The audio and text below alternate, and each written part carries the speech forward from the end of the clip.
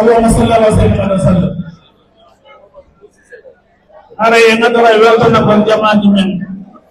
waawude hewtude ɗo ƴettandema bimbi haa fewɗo leerɗo ka sonnaaɓe e ka duhiiɓe ka mawɓe e ka sukaaɓe fof si feƴƴiɗon en ɗuɗɗinta yewtere buyi nde wonno saa yo ƴetti en moƴƴa kadi ɓe wiyay si tawi maakoɓe ɓenno gaa hara yewtoɓe naaɗuɗi yewtere ko yewono heeɗiɓe ko wona yewtede kon faamen ko wona yewtede kon huutoren ko wona yewtede kon honɗum woni ɗum ko tambagol président sellu e bangeji ɗi fof anden si innama président sellu no wulɓini wona kanko en personne wulɓini ko iwtirɓe ɓaawo makko ɓen ɗum noon ko enen hiɗen torodiri hay gooto e men mayata san tappu balɗe ɗe lannaali yalten ka poroloy feeñen ka kenen dartoɗen dankarannoɗen fiyen foolu anden hay gooto heɓaali polgal no waaliɗaani hay gooto heɓaali polgal ka nder suudu muɗum o tigi yaltay gerde hattirde e gerdagol si o tigi heɓa polgal hiɗen torodiri lillahi wa fillahi parti on ƴettandema ka bureau exécutif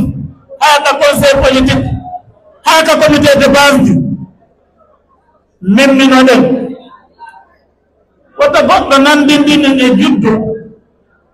jaɓe wonde juddum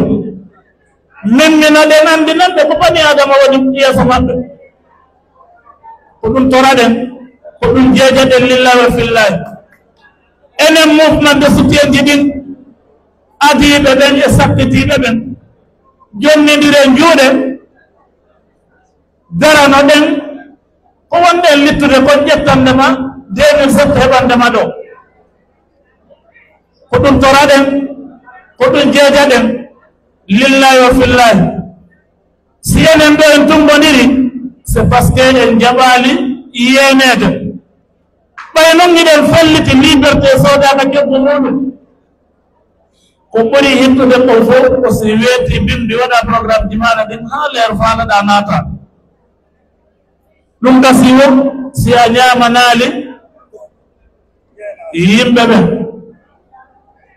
hiɗen torodiri hiɗen jeejiniri ngeenaari nafata non seulement ko yiide jannama waɗi yeeso mum ka adna ga tigi le'inte am yeena ɗon si ɗum no nder ton itten haqqille men e fi ngeenaari fof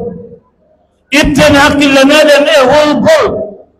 par ce que kulol ngol dandata ko dandata wo ko Allah taala o kat si en anndi noon ko Allah tum dandata ɗi holoren mo si en holorimo wallahi en lummay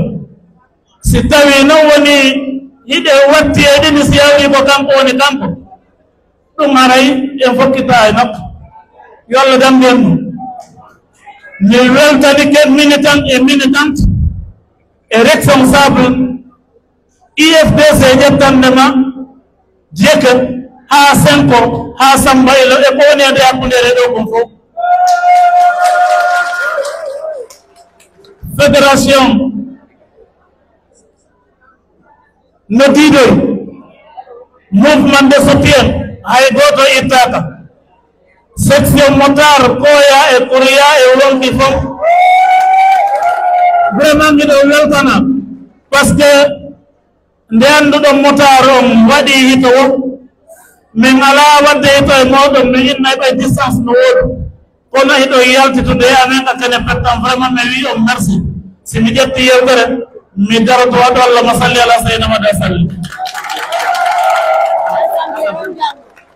oke assemblée on jango ko teddungal meɗen haray konteni hande motaro fo wawi notade ɗo haray vraiment hiɗen muññitodi e dimanche yontere aro o siko ɗum Allah taala muuyi merci beaucoup